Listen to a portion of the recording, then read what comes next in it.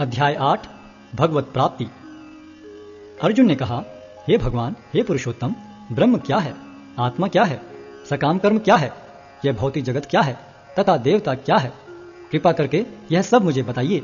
हे मधुसूदन, यज्ञ का स्वामी कौन है और वह शरीर में कैसे रहता है और मृत्यु के समय भक्ति में लगे रहने वाले आपको कैसे जान पाते हैं? भगवान ने कहा, अविनाशी और दिव्य जीव ब्रह्म कहलाता है और उसका नित्य स्वभाव अध्यात्म या आत्म कहलाता है। जीवों के भौतिक शरीर से संबंधित गतिविधि कर्म या सकाम कर्म कहलाती है। हे देहधारियों में श्रेष्ठ, निरंतर परिवर्तनशील यह भौतिक प्रकृति अधिभूत कहलाती है। भगवान का विराट रूप, जिसमें सूर्य तथा चंद्र जैसे समस्त देवता सम्मिलित हैं, अधिदैव कहलाता है तथा प्रत्येक देहधारी के हृदय में परमात्मा स्वरूप स्थित मैं परमेश्वर अधियज्ञ कहलाता है। और जीवन के अंत में जो केवल मेरा स्मरण करते हुए शरीर का त्याग करता है, वह तुरंत मेरे स्वभाव को प्राप्त करता है, इसमें रंच मात्र भी संदेह नहीं है। हे कुंती पुत्र, शरीर त्यागते समय मनुष्य जिस जिस भाव का स्मरण करता है, वह उस भाव को निश्चित रूप से प्राप्त होता है।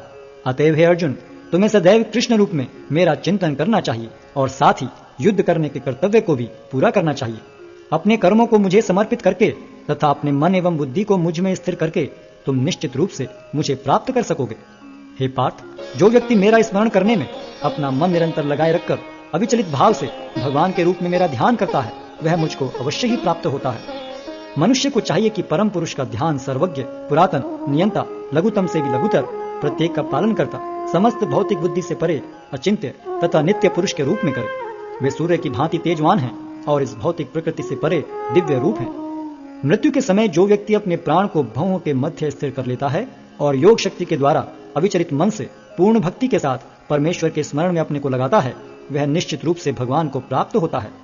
जो वेदों के ज्ञाता हैं, जो ओंकार का उच्चारण करते हैं और जो संन्यास आश्रम के बड़े बड़े मुनि हैं, वे ब्रह्म में प्रवेश करते हैं। ऐसी सिद्धि की इच्छा करने वाले ब्रह्मचर्य व्रत का अभ्यास करते हैं। अब मैं तुम्हें वह विधि बताऊंगा जिससे कोई भी व्यक्ति मुक्ति लाभ कर सकता है।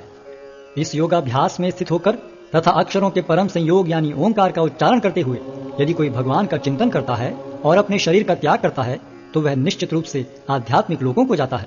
हे अर्जुन, जो अनन्य भाव से निरंतर मेरा स्मरण करता है, उसके लिए मैं सुलभ हूँ, क्योंकि वह मेरी भक्ति में प्रवृत्त रहता है। मुझे प्राप्त करके महापुरुष जो भक्ति योगी हैं, कभी भी दुखों से पूर्ण इस अनित्य जगत में नहीं लौटते, क्योंकि उन्हें परम सिद्धि प्राप्त हो चुकी होती है। इस जगत में सर्वोच्च लोक से लेकर निम्नतर सारे लोग दुखों के घर हैं, जहाँ जन्म तथा मरण का चक्कर लगा रहता है। किंतु हे कुंती पुत्र, जो मेरे धाम को प्राप्त कर लेता है, वह फिर कभी जन्म नहीं लेता। मानवीय गणना के अनुसार 1000 युग मिलकर ब्रह्मा का एक दिन बनता है और इतनी ही बड़ी ब्रह्मा की रात्रि भी होती है।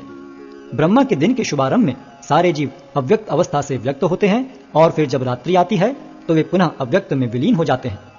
जब जब ब्रह्मा का दिन आता है तो सारे जीव प्रकट होते हैं और ब्रह्मा की रात्रि होते ही असहायवत विलीन हो जाते हैं।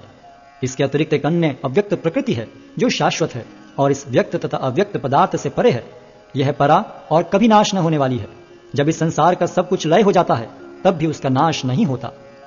जिसे वेदांती अप्रकट तथा अविनाशी बताते हैं, जो परम गंतव्य है, जिसे प्राप्त कर लेने पर कोई वापस नहीं आता, वही मेरा परम धाम है। भगवान जो सबसे महान है, अनन्य भक्ति द्वारा ही प्राप्त किए जा सकते हैं।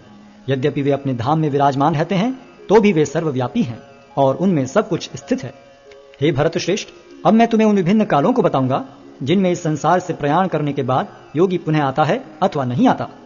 जो पर ब्रह्म के ज्ञाता हैं, वे अग्निदेव के प्रभाव में, प्रकाश में, दिन के शुभ क्षण में, शुक्ल पक्ष में या जब सूर्य उत्तरायण में रहता है, उन 6 मासों में इस संसार से शरीर त्याग करने पर उस पर ब्रह्म को प्राप्त करते हैं। जो योगी धुएं, रात्रि, कृष्ण पक्ष में या सूर्य के दक्षिणायन रहने के 6 महीनों में दिवंगत होता है, वह चंद्रलोक को जाता है, किंतु वहां से पुनः चला आता है। वैदिक मतानुसार इस संसार से प्रयाण करने के 2 मार्ग हैं, एक प्रकाश का तथा दूसरा अंधकार का। जब मनुष्य प्रकाश के मार्ग से जाता है तो वह वापस नहीं आता, किंतु अंधकार के मार्ग से जाने वाला पुनः लौट कर आता है। हे अर्जुन, यद्यपि भक्तगण इन दोनों मार्गों को जानते हैं, किंतु वे मोहग्रस्त नहीं होते। अतः तुम भक्ति में सदैव स्थिर रहो। जो व्यक्ति भक्ति मार्ग स्वीकार करता है, वह वेदाध्ययन, तपस्या, दान, दार्शनिक तथा सकाम कर्म करने से प्राप्त होने वाले फलों से वंचित नहीं होता। वह मात्र भक्ति संपन्न करके इन समस्त फलों की प्राप्ति करता है और अंत में परम नित्य धाम को प्राप्त होता है।